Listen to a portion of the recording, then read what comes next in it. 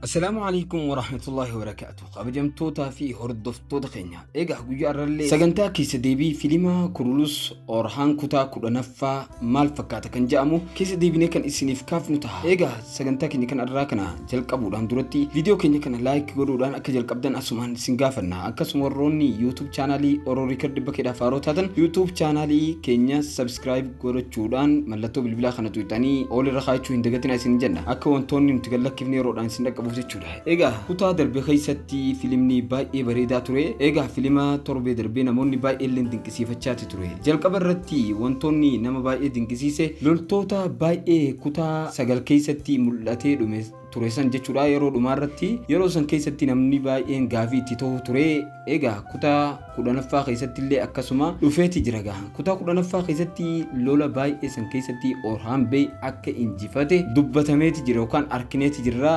Orhan Bey lola san keessatti akka inni itti injifatetti mala baasuudhaan siistemaan akka inni injifate Jeerkutaa Bey dubbateeti jira. Keessaafuu akkaataa Jeerkutaa Bey itti ibse sun baay'ee nama hedduudhatti toleeti jira. Isinittillee akka tolee abdii guddaa qabna. Egaa jalqaba irratti siistema akka waan haasoo jiruutti lola san keessatti fidee agarsiise. Lola san keessatti gaa wantoota garaagaraa fayyadamaniiti jiru. Orhan Bey karakaraadhaan namoota karakaraadhaan ergee akkasuma Hektoorillee karakaraadhaan ergee akkasuma Hektoorillee injifatee garuu waan achi keessatti dinqiinatti keessa Filaaviyoosii fi Booraan Bey naannoon isaanii yookaan karaan isaanii tokko ture. Kaabaa fi kibba waan deemaniif karaan isaanii kaaba irratti walitti fiduu dandeetti jira. Iddoo san irratti baay'ee namatti tola. Akkasuma Filaaviyoos illee tapha baay'ee taphateeti ture garuu waada seenillee gonkuma hin daganne jechuudha.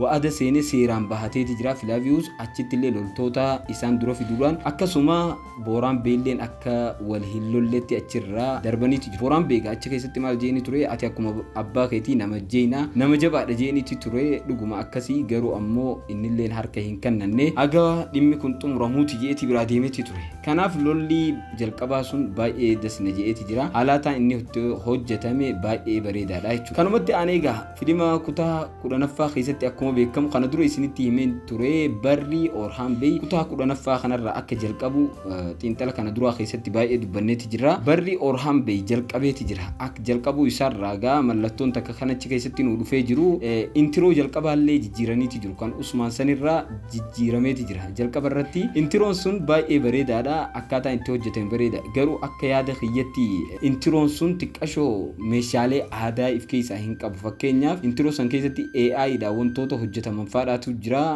garuu akkaataan isaa bareedaadha. Meeshaalee aadaa faa odoo keessatti hojjetanii kana caalaa baay'ee ni bareede inneeti yaannaa jechuudha. Kanaaf intiroo jalqabaallee jijjiiran. Kanaaf barri Orhan haarootti jalqabeeti jira jechuudha.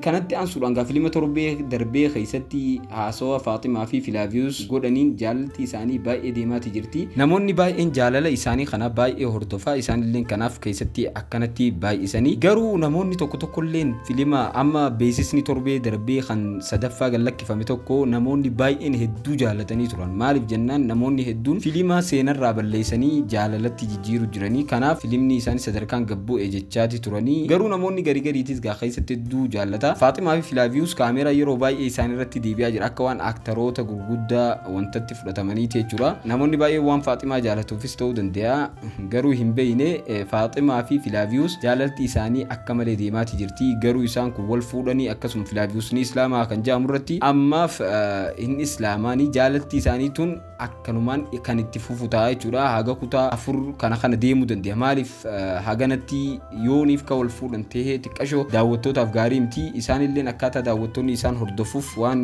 filimoota barreessaniif jechuudha iskiriiptii. Kanaaf jechuudha jaalalti isaanii bifa ajaa'ibaatiin itti fufaniiti jiru. Garuu filima torbee darbee keessatti jaalala isaanii odoo ibsu jiranii Filaaviyoos maal gaafatee ture? Anaa fi warra keessa yookaan maatii keessan yoo harkasi qabatan kan filattaa jeeni ture. Isilleen gaafas yeroo gahee siif himaa jetteen itti turte. Garuu jechoonni isiin fayyadamtu kan jaalalaan baay'ee kuftee jirtu hedduu dasna ja'a. Jechoota harkan kannattu gonkuma garuu amma tan walitti dhiyaatanii jira. Filima torbee dhufuu keessatti beeysa 11ffaa keessatti illee garuudhumatti kan isinii himu tahaa Faaximaa fi Filaaviyoos xiqqoo wal dhabanii jiran fakkaata. Kanaaf kana isiniif himaa.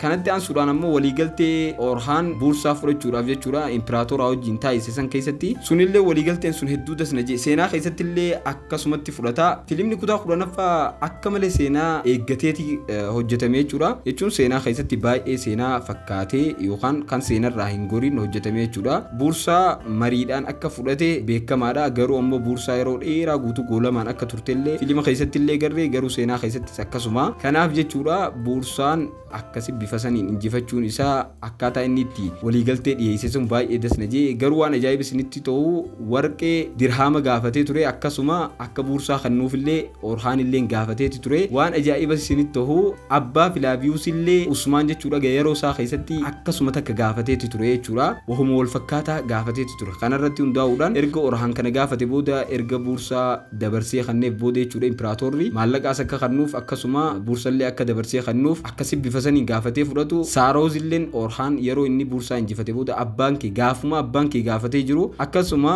gaafuma abbaan kee gaafatee jiru atillee gaafattee fudhatti jeeni ture. Gaafattuu abbaan isaa gaafatee ture. Orhaan kana dura abbaa isaa waa'ee seenaa kanaa gaafatee ture. Akkamitti buursaa kana akka fudhachuuf ture gaafatee ture. Innillee itti himee ture. Dirhaamumaa wallaba malee dirhaama jechuudha abbaan isaa gaafa sanitti jechuun yeroodhaan akkuma darbaa deemu wal caalaa akkasi gaafatee bifuma saniini innillee gaafatee fudhatee jechuudha. Saaroos achi keessatti gaafuma abbaan kee gaafate atillee gaafattee fudhattee jeeni yeroo san baay'ee wal cinaa fidee yeroo laalu abbaa Filaaviyuus namni ajjeese akka Saaroos ta'e akkasitti beekamee jechuudha. Saaroositti illee yookaan Filaaviyuusitti akka Saaroos abbaa isaa ajjeese itti himeeti ture. Kanaaf nageenyi isaan jidduun uumamaa akkasuma Filaaviyuus illee akka yeroo dhiyootti islaamoo abdii qabnaa jechuudha. Kanaaf akkaataa inni buursaa itti fudhatisan hedduu takkana dinqisiisee jechuun dasna jee akkasuma yeroonii fi inni buursaa seenullee farda kaameeraa fardarraa kaasuudhaan bifa saniin akkasitti buursaa seenee farda akkasitti fardaan seenuun wanti barbaachiseef aadaa Turkii keessatti fardi baalleedha jaameeti beekama yookaan baallee Turkiitii jaameeti beekama. Kanaaf fardi hedduu kabajaa qaba. Seensa sanii irratti akkasi bifa saniin bareechanii seenanii ajaa'iba yeroonii fi fardarraa gabbu'an muciyyoo harkaa appiliin bu'eeti ture. Appilii fuudhee kannee fi rahmata yookaan gara laafina agarsiisuudhaan bifa saniin uummatallee gara laafina agarsiisee yeroonii fi mana marii yookaan uummata walitti qabee jechuudha itti dubbatullee namoonni barbaadan meeshaan teessan hundinuuf amaanaadha. As jiraachuu hin dandeessanii kan barbaannellee ammaan tan buursaa keessaa bahuu hin dandeessanii filannoon kan keessanii namni isin tokkollee hin jiru karaarrallee nageenya keessan isinii eeyinaa hanqa bakka dheetan qubatanitti jeeni ture hedduu jechuu bakka waan namatti tolu tokko achi keessatti taasisanii jechuudha. Kanaaf hedduu akka namni amantii islaamaa jaalatee jiraatu nama taasisan akkasuma akka wal danda'anillee akka warra amantii keessanillee nagayaan akka kabajatan jeeni dubbatee ture. Buursaa bifa sanii injifachuunsaa hedduu takka bareedaadha jechuudha. Iddoo sanitti hedduu gaariidha. Akkasuma oduma inni kanatti jiru abbaan isaa akka du'e dhagee biyyee hanqata kaammaaree abbaa isaa dhagee itti himee yeroo itti himu booda biyyee harkarra qicee fi bifa saniin du'e bakka akkuma jechuudha bikkisanitti illee namoonni baay'een ni dinqisiifatanii. Kanaaf filimni torbee darbee ati baay'ee namni hedduun namni baay'een jaalateetti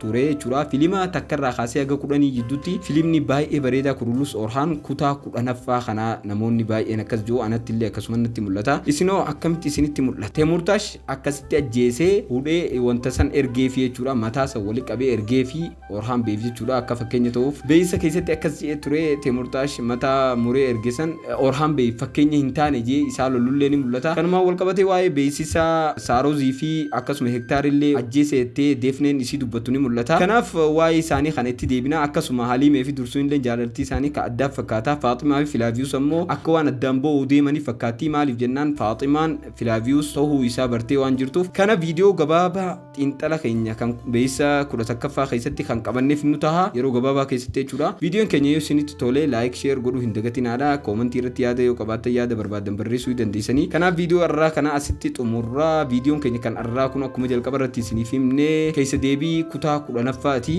Yoo isinitti tolan sagantaa kana kan itti fufnu ta'a isiniin jecha xiinxala keenya beeysa 11ffaa qabannee bifa ho'aadhaan kan qabannee isiniif dhufnu taha. Kanaaf turtii keessan kan haga ammaan wajjin gootaniif baay'ee galatoomaadha. Nagaan nuuf tura.